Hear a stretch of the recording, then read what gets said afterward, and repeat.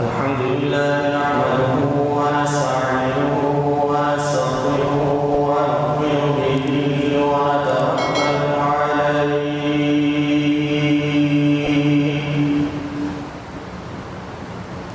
ونعوذ بالله من شرور أنفسنا ومن سيئات أعمالنا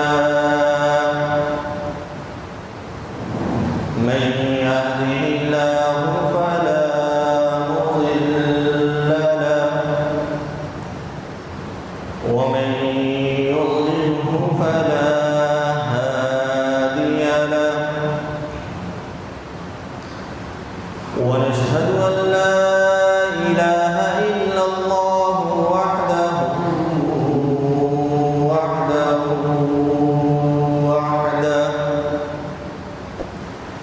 ونشهد أن سيدنا وسندنا وحبيبنا ومولانا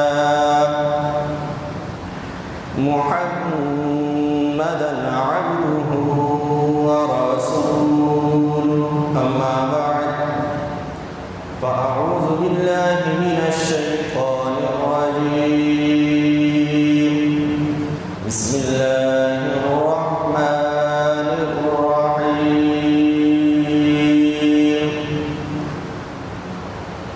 هو الله الذي لا إله إلا هو عالم الغيب والشهادة هو الرحمن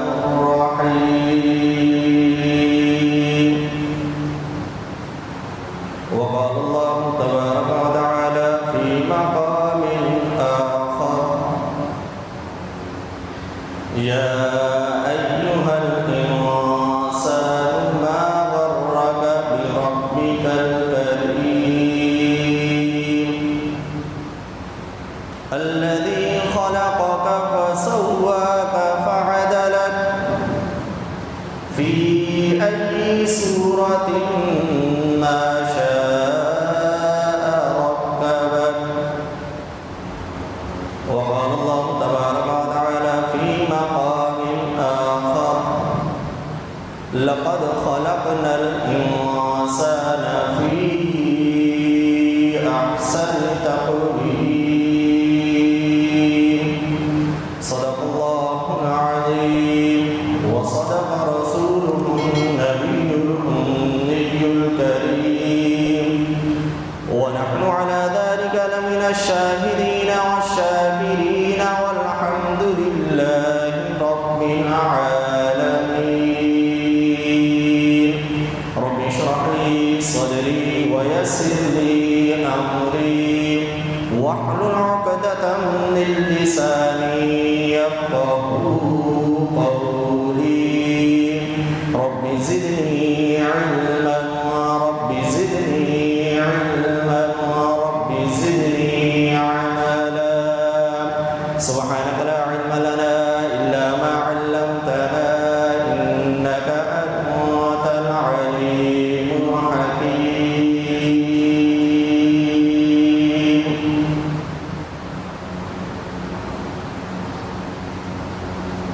میرے بھائی بزرگوں دوستوں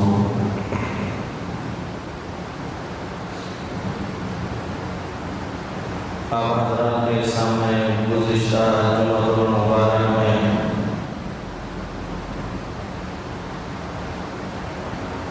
اللہ رب العزت کی وحدانیت اور اس کا مالک حقیقی ہونا اور خالصتاً اسی کا معبود ہونا ذکر کیا ہے تو بات چل رہی تھی کہ اللہ رب العزت ہمارا خالق مالک اور ہماری تمام ضروریات کو پورا کرنے والا ہے۔ ایک عام دنیا کا قاعدہ ہے کہ انسان ہمیشہ اس شخص کا مشکور اور ممنون ہوتا ہے جو اس پر احسان کرتا ہے۔ اگر کسی کا کسی پر کوئی احسان ہوتا ہے تو وہ اس کا مشکور ہوا کرتا ہے، اور اگر بہت بڑا احسان ہو تو ہمیشہ کے لیے، پوری زندگی کے لیے وہ اس کا تابع و فرمانبردار ہو جاتا ہے، اور ہر وقت اس کی کوشش یہ ہوتی ہے کہ جس طرح اس نے مجھ پر احسان کیا میں بھی کم از کم اتنا نہیں تو کچھ نہ کچھ اس کا بدلہ ضرور چکا۔ یاد رکھیں یہ غیرت مند انسان کی بات ہو رہی ہے، بے غیرت کی نہیں ہو رہی۔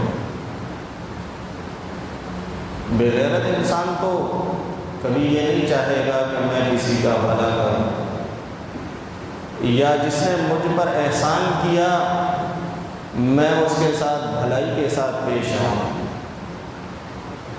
کیونکہ اس کے اندر یہ حس ہی نہیں کہ وہ کسی کی بھلائی کو بھلائی سمجھے۔ جب وہ کسی کی بھلائی کو بھلائی ہی نہیں سمجھے گا، اس کے احسان کو مانے گا ہی نہیں، تو کیسے وہ اس کا مشکور اور ممنون ہوگا؟ اسی طرح مسلمان میں ایک غیرت اسلامی پائی جاتی ہے، غیرت اسلامی پائی جاتی ہے، جس کی وجہ سے وہ کبھی نہ کبھی کہیں نہ کہیں اپنے رب کو یاد کر لیتا ہے، کبھی مشکل میں یاد کر لیتا ہے، پریشانی میں یاد کر لیتا ہے، کبھی کبھی خوشی میں بھی یاد کر لیتا ہے۔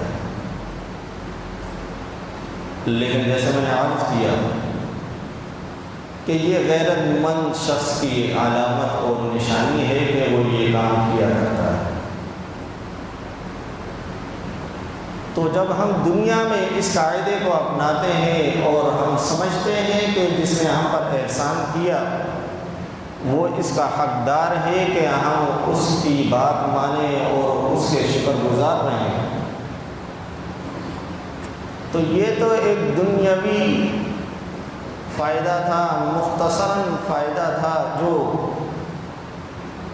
کچھ لمحات کے لیے، کچھ وقت کے لیے تھا، ختم ہو گیا، لیکن پھر بھی وہ تا دم حیات اس کا مشکور رہتا ہے اور لوگوں کو بتاتا پھرتا ہے کہ اس نے فلاں وقت میں پریشان تھا، میرے پر ایسی بڑی مصیبت تھی کہ وہ سوائے اس کے کوئی ڈال نہیں سکتا تھا، سوائے اس کے کوئی میری مدد نہیں کر سکتا تھا، اس نے میری مدد کی، لہذا اب میرا حق بنتا ہے کہ میں بھی اس کی بات مانوں اور اس کے کام۔ اسی طرح اللہ رب العزت کی بھی ذات ہے کہ جس نے انسان پر، انسان کے دنیا میں آنے سے پہلے سے احسانات و انعامات کا سلسلہ جاری کیا، اور ہر لمحہ اس کا احسان چلتا رہا، بڑھتا رہا، یہاں تک کہ انسان دنیا میں آ گیا، پھر بھی اس کا احسان کم نہ ہوا، پھر بھی اس نے اپنی کرم نوازی کم نہ کی، اور اس کا ساتھ دیتا رہا، اس کو چلاتا رہا، بڑھاتا رہا، یہاں تک کہ وہ قبر میں چلا گیا۔ تو پھر اب کہا کہ اب اگر اعمال تمہارے اچھے ہیں تو بھی میں تمہارے ساتھ ہوں، یعنی مرنے کے بعد بھی اگر انسان میں انسانیت تھی تو بھی مالک اس کو نہیں چھوڑا، تو بھی اللہ رب العزت اس کے ہاتھ کو نہیں چھوڑتا، اس کو لے کے چلتا رہتا ہے۔ اللہ ہے کون؟ کیا احسان ہے؟ خود اللہ رب العزت قرآن پاک میں کو یاد دہانی کے طور پہ ارشاد فرماتا ہے، بار بار اس چیز کی طرف توجہ دلاتے ہیں کہ دیکھو میں نے تم پر یہ احسان کیے.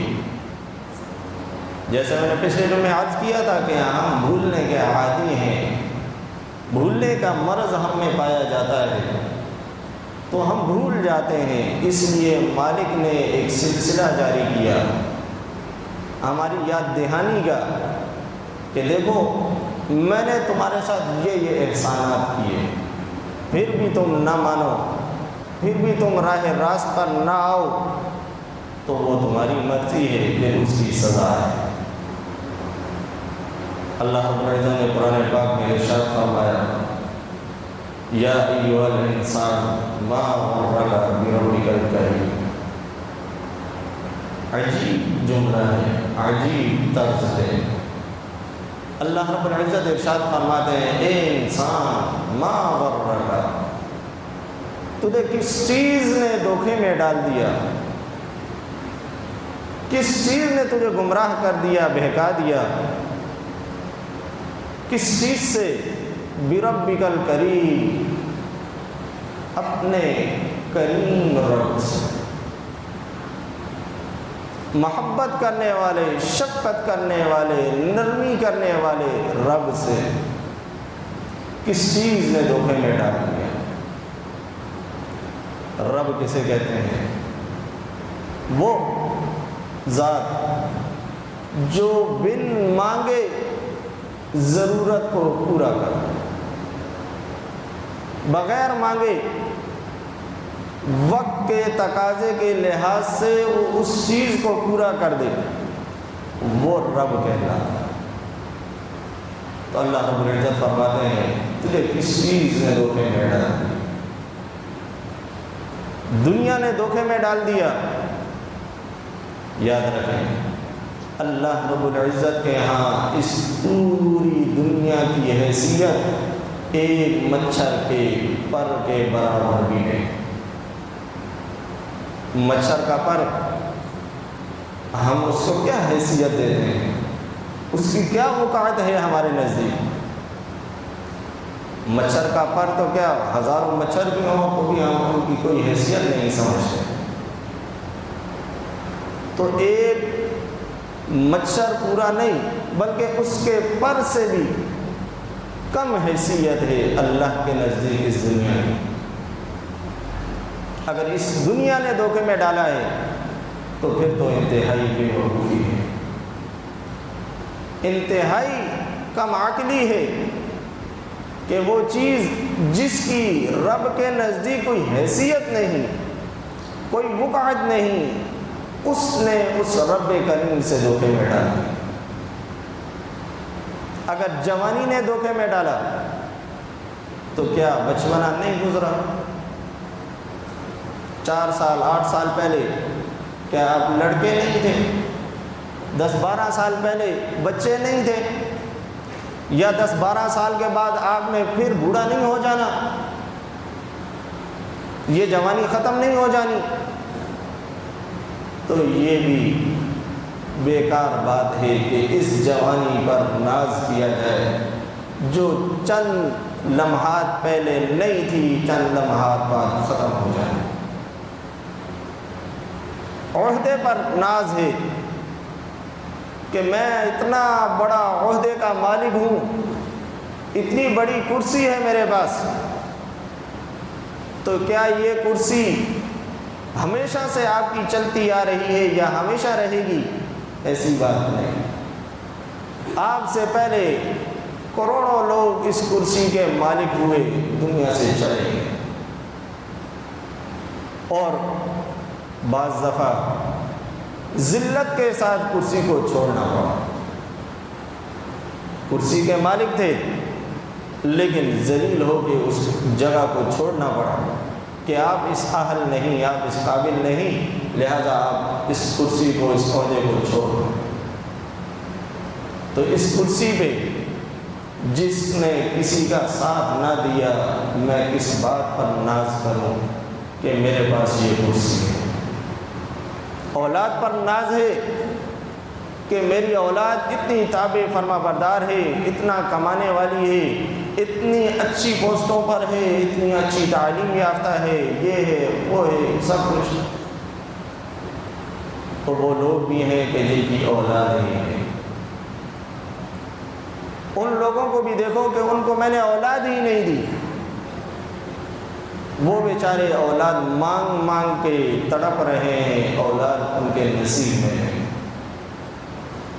اور ایسے بھی دیکھے کہ جن کی اولاد تو ہے لیکن نافرمان ہے، تو نافرمانی ہونا یا فرما برداری ہونا یہ بھی کوئی اس قابل نہیں کہ اس پر فخر کیا ہے۔ ممکن ہے آج وہ آپ کے تابع فرما بردار ہے، آج آپ کا کہنا ماننے والی ہے، کل کو شادی ہو جائے، بچے ہو جائیں یا کوئی اور عہدہ مل جائے تو اس نے کہنا ابو آپ کو کیا پتا، آپ کیا جانتے ہیں اس بارے میں، آپ اپنا کام کریں، آپ نے تو اپنا وقت گزار دیا،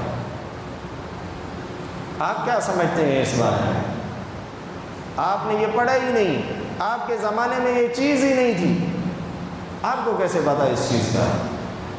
تو اس اولاد پر ناز کرنا یہ بھی بے وقوفی ہے۔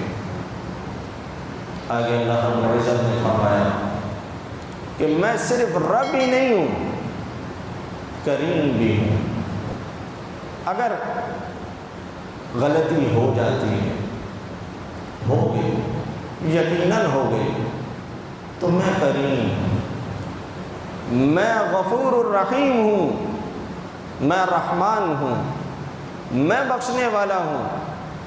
تھوڑا سا قدم تو اٹھا، تھوڑا سا بڑھ تو صحیح، ایک ہاتھ چل تو صحیح، میں دو ہاتھ نہ آؤں تو کہنا، تو چل کے آ میں دوڑ کے نہ آؤں تو کہنا، میں کریم ہوں۔ انسان سارا دن اپنی ماں کی نافرمانی کرے، ماں کا کہنا نہ مانے، وہ کہے بیٹا یہ کر، کہے نہیں کرتا، وہ کر نہیں کرتا، ادھر جا نہیں جاتا، ادھر جا نہیں جاتا، سارا دن نافرمانی کرتا رہے، رات کا وقت ہو وہ گھر پہ جائے تو ایسا نہیں ہو سکتا کہ ماں اس کو کھانا نہ دے، بستر نہ دے، آرام کی جگہ نہ دے۔ ماں کے اندر شفقت کا مادہ ہے کہ وہ ماں سارا دن اپنی اولاد کی نافرمانی کو بھلا کے رات کے وقت وہ پھر بھی اس کو گرم کھانا مہیا کرے گی، اس کو آرام دے، بستر دے گی تاکہ میرا بچہ دن بھر کا تھکا ہوا ہے، کچھ کھا لے، کچھ آرام کر لے۔ اگر باپ اس کو ڈانٹے گا، غصہ کرے گا تو ماں آڑے آ جائے گی کہ سارا دن بیچارہ ادھر ادھر گھومتا رہا، نہیں کیا، کوئی بات نہیں، گھر تو لوٹ آیا۔ یہی مہربانی ہے کہ آ تو گیا واپس، مت ڈانٹیں، ہو سکتا ہے پھر چلا جائے، تھکا ہوا ہے، بھوک لگی ہوگی، صبح سے کچھ نہیں کھایا ہوگا۔ تو اس لیے جب ماں اتنی ایک کم محبت رکھنے والی اللہ کی نسبت ان تمام چیزوں کو بھلا کے یہ چیزیں مہیا کرتی ہے تو کیا خیال ہے جو رب 70 ماؤں سے زیادہ محبت رکھنے والا ہے، کیا وہ ہمیں چھوڑ دے گا؟ نہیں، ایسی بات نہیں، بلکہ وہ تو اس انتظار میں ہے کہ کب میرا بندہ ہاتھ اٹھائے، کب میرا بندہ میرے سامنے آئے، مجھ سے مانگے، اور پھر وہ عطا کرنے والا ہے، وہ دینے والا ہے۔ پھر وہی اللہ اپنے فرشتوں کے سامنے فخر کرتا ہے، پھر وہی اس چیز کو فرشتوں کے سامنے بیان کرتا ہے، دیکھو میں نہ کہتا تھا کہ یہ میرے پاس لوٹ آئے گا، کہاں تک جائے گا، آخر میرے پاس لوٹ آئے گا، آج لوٹ آیا، جاؤ میں تمہیں گواہ بناتا ہوں، اس کی معافی کا اعلان کرتا ہوں، میں نے اس کے پچھلے سارے گناہ معاف کر دیے، اس کو بخش دیا، اور آئندہ کے لیے اس کے لیے میں نے یہ فیصلے کر۔ تو میرے بھائی یہ تب ہی ہے جب ہم اس کے سامنے آ جائیں، اس کے سامنے جھکنے والے ہو جائیں، اس کی ماننے والے ہو جائیں اس طرح جس طرح اس نے خود سکھلایا بتلایا۔ اللہ رب العزت نے ارشاد فرمایا یا ایھا الانسان ما غرک بربک الکریم، اے انسان تجھے کس چیز نے دھوکے میں ڈال دیا؟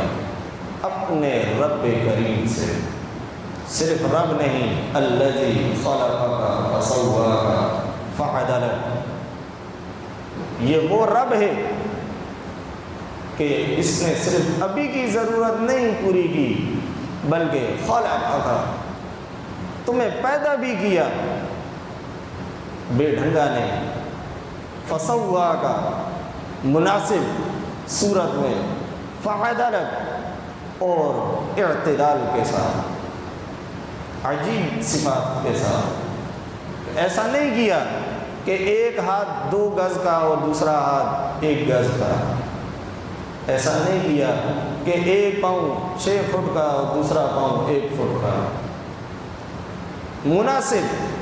کان ہے تو دونوں میں مناسبت، آنکھیں ہیں تو دونوں میں مناسبت، ناک ہے تو بھی ایک سانچے میں ڈلی ہوئی، گردن ہے تو بھی اس طرح لچکدار کہ کبھی یوں موڑتا ہے کبھی یوں موڑتا ہے،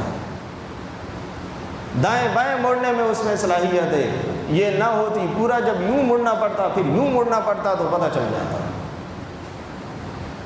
کتنے احسان ہیں اس رب کے کہ جس نے صرف پیدا ہی نہیں کیا بلکہ ہر چیز کا خیال رکھا، ہر چیز کو اس کی مناسب جگہ پہ لگایا اور جو اس کی مناسب صورت تھی وہ دی۔ فی ای صورت ما شاء رکبک، جس کو جس صورت میں چاہا اس سانچے میں ڈھال دیا۔ اسی کو اللہ رب العزت نے دوسری جگہ فرمایا لقد خلقنا الانسان فی احسن تقویم، ہم نے انسان کو بہترین سانچے میں ڈھالا، بہترین صورت والا بنایا۔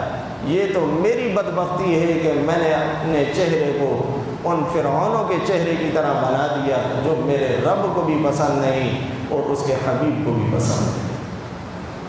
معذرت کے ساتھ آپ علیہ الصلوۃ والسلام کا ارشاد ہے کہ تمام انبیاء علیہ الصلوۃ والسلام کی سنت ہے مونچھیں کٹانا، داڑھی بڑھانا، یہ تمام انبیاء کی سنت ہے، صحابہ کرام کی سنت ہے، اولیاء اللہ کی سنت ہے، اللہ کے محبوب لوگوں کی سنت ہے۔ اور میں اپنی داڑھی کٹا لوں، مونچھیں 1 گز رکھ لوں اور کہوں کہ میں خوبصورت رکھ رہا ہوں تو اللہ کی لعنت تو برس سکتی ہے، پھٹکار تو پڑ سکتی ہے، خوبصورتی نہیں آ سکتی، کبھی خوبصورتی نہیں آئے گی۔ کیوں؟ اگر خوبصورتی اس چیز میں ہوتی تو اللہ اپنے حبیب کے چہرے پہ داڑھی ہی نہ اڑاتا۔ یہ تو ہمارا ایمان ہے، ہم سب مانتے ہیں کہ حضور علیہ الصلوۃ والسلام سے زیادہ حسین دنیا میں نہ کوئی آیا نہ کوئی آ سکتا ہے۔ مانتے ہیں نہیں مانتے؟ جی مانتے ہیں الحمدللہ۔ تو کیا حضور کے چہرے مبارک پر داڑھی نہیں تھی؟ یہ بھی سب مانتے ہیں۔ تو پھر کیا وجہ ہے کہ میں آج داڑھی کٹانے میں فخر محسوس کرتا ہوں؟ میں یہ سمجھتا ہوں کہ داڑھی کٹاؤں گا تو میں خوبصورت لگوں گا۔ میرے بھائی اس داڑھی کے ساتھ خوبصورت لگے گا کیونکہ یہ میرے نبی کی سنت ہے، تمام انبیاء کی سنت ہے، یہ صحابہ کی ولیوں کی سنت ہے، ان کا طریقہ ہے۔ ایسا نہیں ہو سکتا کہ میں داڑھی کٹاؤں اور سمجھوں کہ میں بہت خوبصورت لگ رہا ہوں۔ تو اس لیے ہمیں اپنے دین کو سمجھنا چاہیے۔ دین کے مطابق اب جب ہم زندگی گزاریں گے تو اللہ بھی راضی ہوگا، اللہ کا حبیب بھی راضی ہوگا۔ وآخر دعوانا